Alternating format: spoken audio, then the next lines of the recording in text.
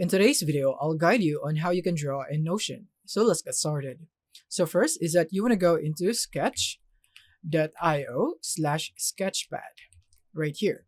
So you just need to go into this URL and then you will now be prompted here into this website. And we'll be using this, we'll be embedding this into our Notion.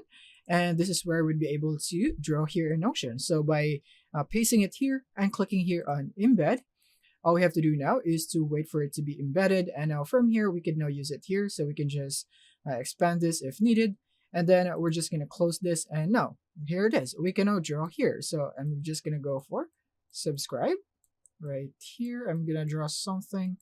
So yeah, this is how you can do it, and you can use other options in here, like you have some formatting here in your pen. You can make it larger and some other options.